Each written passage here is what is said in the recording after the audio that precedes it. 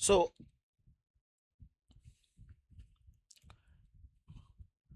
I saw this video.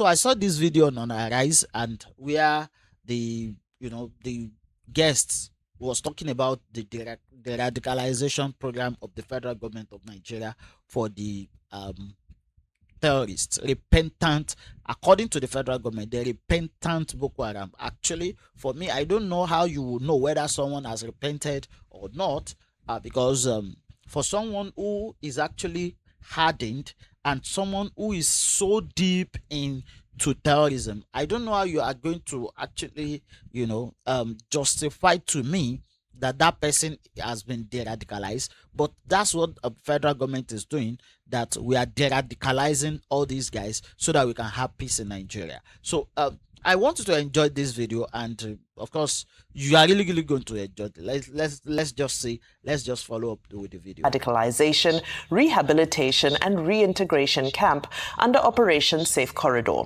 Joining us on the show to discuss the reintegration of de-radicalized insurgents against the background of an upsurge in banditry, kidnapping and violent crimes in the country is Dr. Maxwell Okwara. How Nigerian government is actually celebrating the terrorists.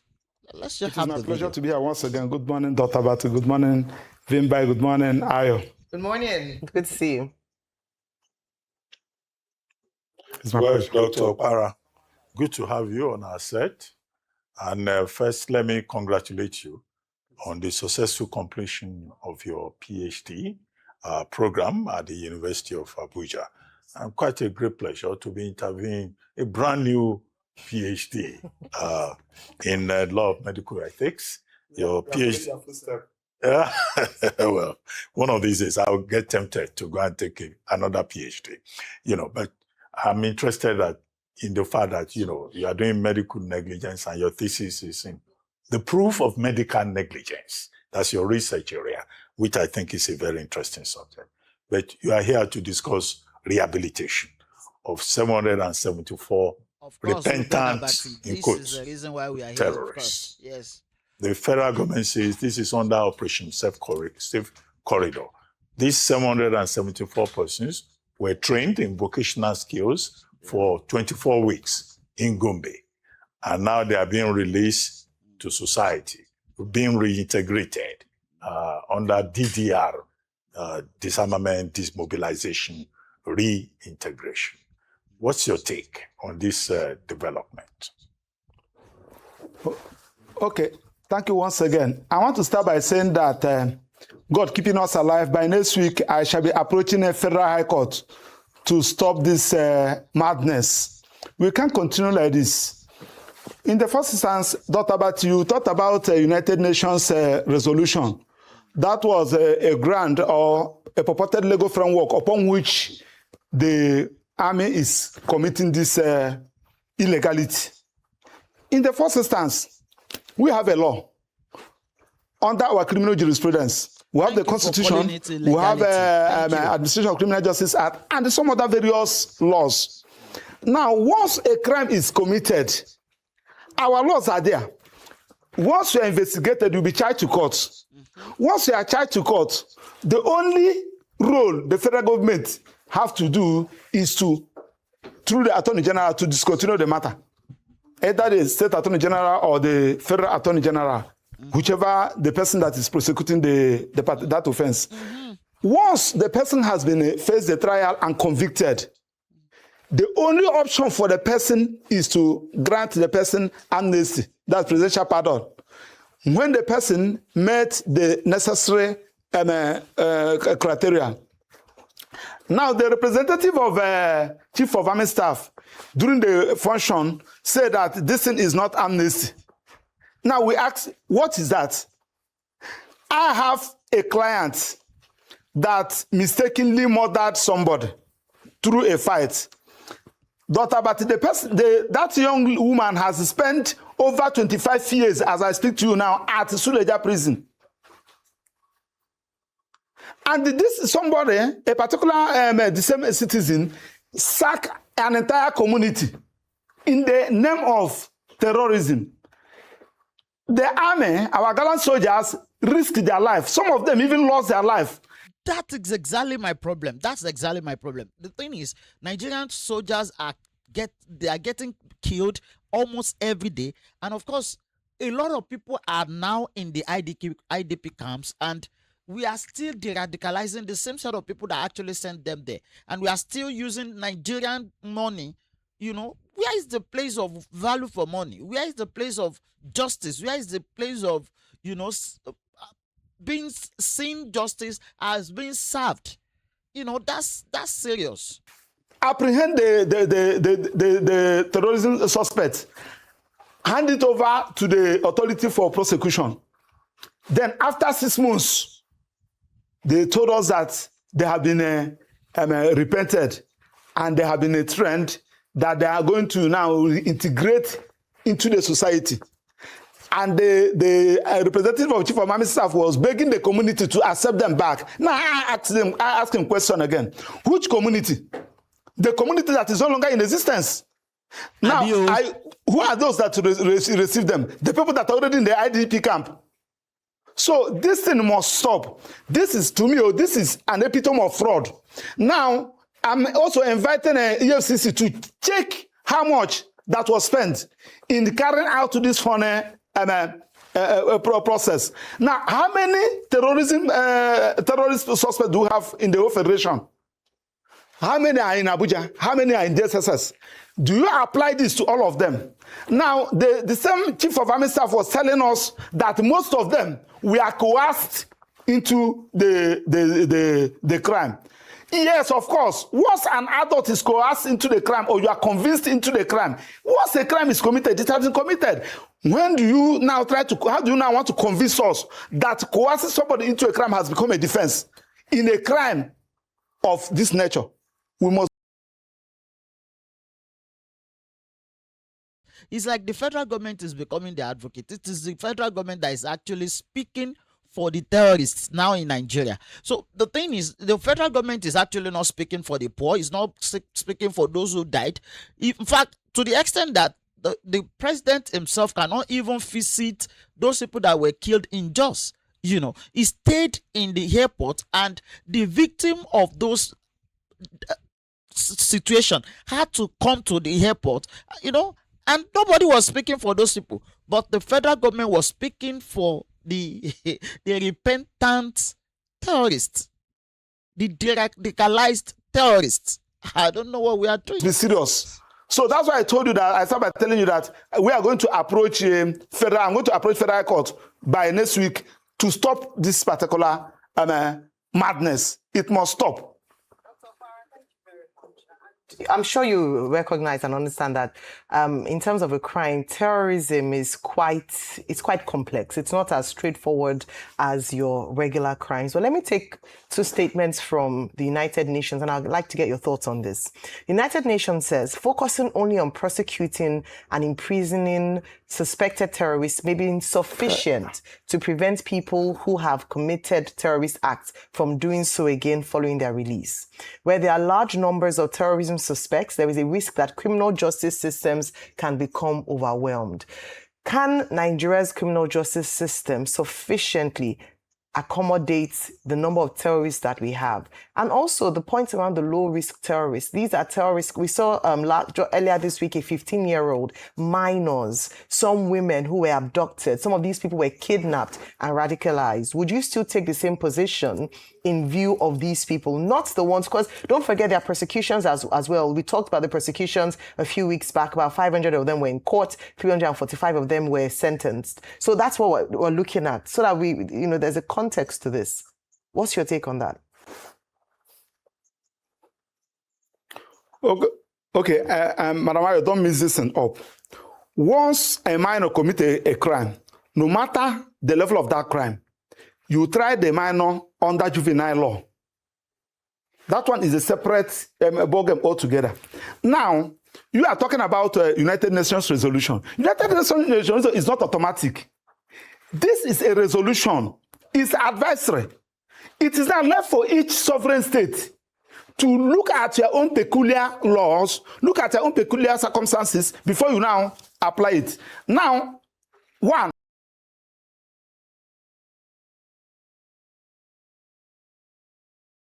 I guess what Ayos was trying to do here is just trying to do the devil's advocate and trying to use fact and figures from the United Nations. But the truth is, I think the man has clarified it that you can actually have a resolution, and it may not apply in certain contexts in some countries.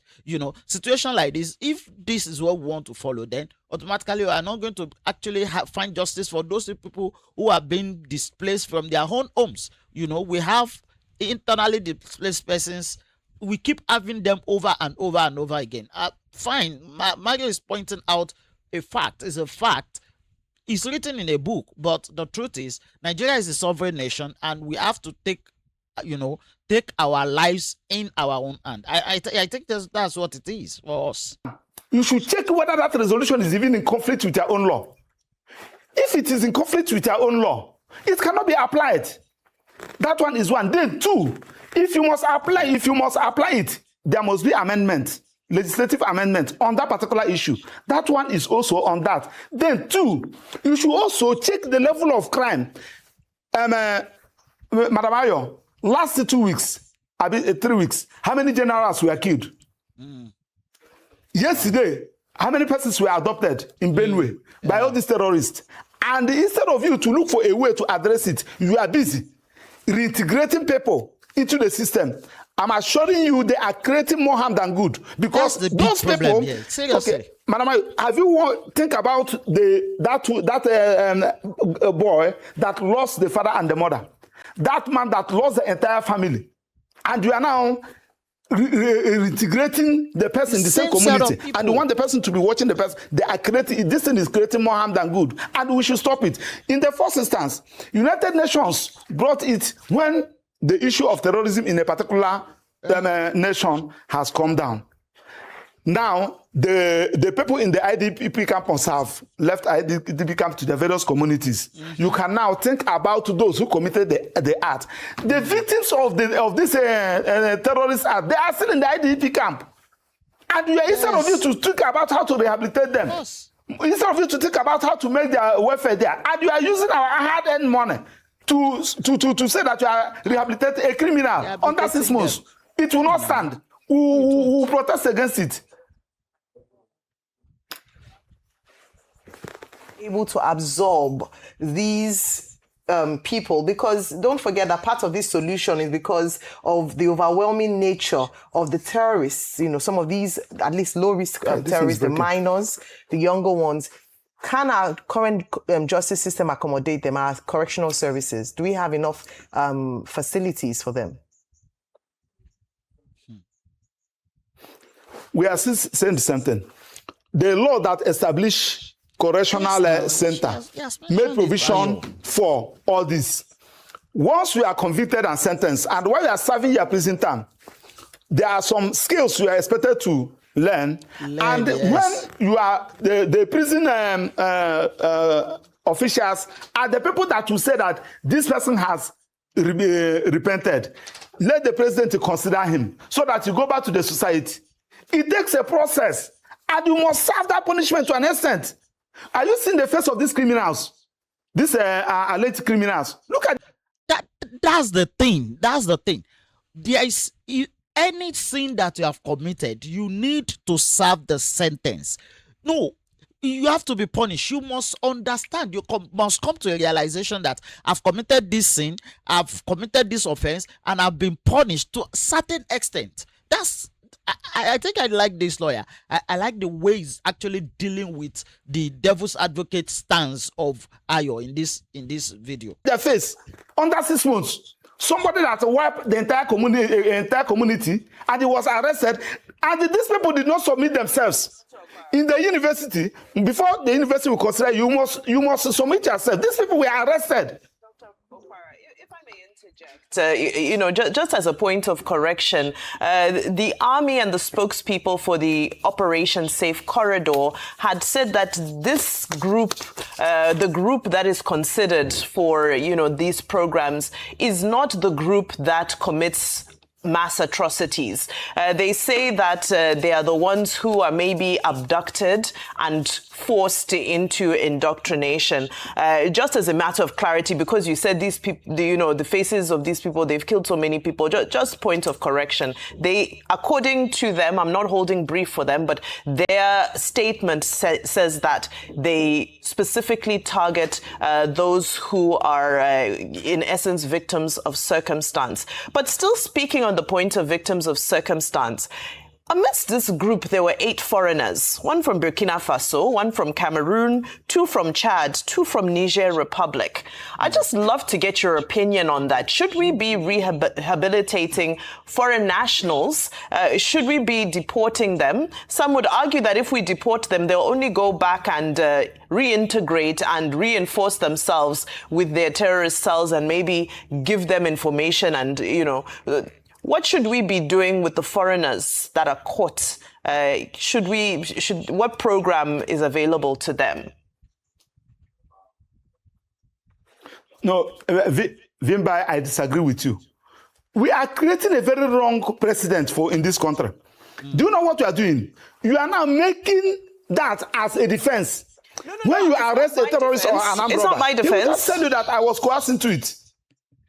It's not my defense, sir. I'm just reiterating their position. Yes. No, yes. I'm not referring to you. I'm referring to the representative of Chief of Army Staff, who said that most of them were coerced into it. So, in other words, that was the ground upon which you consider them. So, in other words, you are also let other people go and commit crime. Immediately they arrest you, tell them that you are coerced into the crime. And I'm telling you that when they force you into the crime, or they convince you into the crime, or they pay you money to join into the crime, once you are an adult and you commit a crime, that should not be a defense. We should get it right. I am telling you, saying it in the national television, this thing is an epitome of fraud. So for those of us who are not even student of law, that we only understand law to a large extent, I think it's always been said that there is no ignorance in law, and a lot of people are actually in the prison, in correctional centers today, because they made simple mistakes. In fact, some people actually steal just bread and they are there in the prison. How will you tell me that someone who has actually killed a lot of people is just a mistake and we should just give them like a pat in the back? I think that will not work for us. That will only embolden a lot of people to actually do the same thing. And in as much we are looking for excuses for this type of people, we are actually going to be emboldening others to do it. Because the money used to rehabilitate these people, go to IDP camp. I was in IDP camp during Easter when I went to visit them. Go and see the victims of this terrorism. We can't allow it to stand. EFCC should investigate them. Now, after this one, in the next 6 months, they will get another budget. They will now get another few of them. They will say that, this is an epitome of fraud. So what... okay. Dr. Okpara, just a clarification. You kept referring to Chief of Army Staff. That program, Operation Safe Corridor, is under the Defense Headquarters. Chief of Defense Staff. Defense Headquarters. Chief of Defense so Staff. It was General Oluyede, yes, who was making the point about winning these people. And what guys, Chief of Defense Staff, please. Chief of Defense Staff, Defense Headquarters, not Army. Yes. They have enough on their plates to worry about. But what do you think about this whole idea? You are very clear about rehabilitation, but the basic philosophy by the United Nations in those resolutions that I mentioned earlier is that even terrorists under their counter-terrorism resolutions can still be rehabilitated. But you are saying that in Nigeria, it doesn't make sense. That prosecution should come first under PRR, which is also a United Nations program. But I said earlier on that, does Nigeria even have the capacity to follow the basic protocols before unleashing these persons onto society? Is there something that could be done differently? Yes. Dr. Abati, we are saying something. United Nations resolution is not binding on every country. Section 9. Yes. So when you have the resolution, you now look at your own circumstances. You look at your own law. Can I apply it? This is not the only resolution of United Nations, for goodness sake. Then when you check, this is not something that we can apply now. The issue of terrorism is on a high side. As I'm talking to you, many people were killed 3 days ago. You don't do the right thing on the wrong time, for goodness sake. What we are saying is that you cannot apply this thing. Okay, now I challenge the representative of the chief of defense staff. Yesterday, when you are talking about this thing is not amnesty, this is an act trying to reduce terrorism. I want to challenge you. Since you apply this particular procedure in Nigeria, tell us the rate of crime when the rate of the terrorism when you started it, and the rate of terrorism now. Now you now discover that this thing now is an epitome. This is a means upon which the government are using to encourage people to go into terrorism. Because if you watch the time you started this during Babangida Buhari's regime, the thing increased. People were going into terrorism, thinking that this is the means of the way to go about it. And to worsen the situation, our leaders lack the political will to deal with the issue. Because when you have somebody who committed a terrorism offense, what stops you from following it the way you did that of Nnamdi Kanu? Because that of Nnamdi Kanu, federal government released 4 SN with team of lawyers, and they were having the trial every day. Within the space of 2 months, they have concluded the trial, convict and sentence him. Now, what happened for this particular people that wipe entire community? Yeah, you make send sense. people to IDP camp. Yeah, that's made Nigeria to be argument. number 4 now in terrorism nation. And you say that they have been rehabilitated. It can't stand. Thank you very much, Dr. Maxwell Okpara. Thank you for your time with us this morning. Very divisive debate. There is one very important thing that I can point out here. What he said is that, according to him, I'm not the one speaking here, so nobody should actually come and take me, or don't come and arrest me at home. What thing that he said that makes sense to me, that this rehabilitation thing is a fraud, because it's actually like a fight against those who are, those who are wrongfully, offended, attacked, killed, and sent out of their homes. We can't continue to call this, we can't call this one, we can't continue to call this one a method of solving the problem. Because if you call this a method of solving the problem, and of course we are actually creating more problem. He asks the question. I don't have the research. I think the federal government should do that research, like that we should look at the level of the rate of terrorism in Nigeria before the amnesty, these rehabilitation program, and after the rehabilitation program. We should look at the rate, compare it side by side. What it was trying to justify the fact that since we have started, it's like we are encouraging them, and I believe most Nigerians will want to agree with that. But if you don't agree, or if you agree, you can actually drop your comment in the comment section. Thank you very much. I'll see you in my next video. Thank you.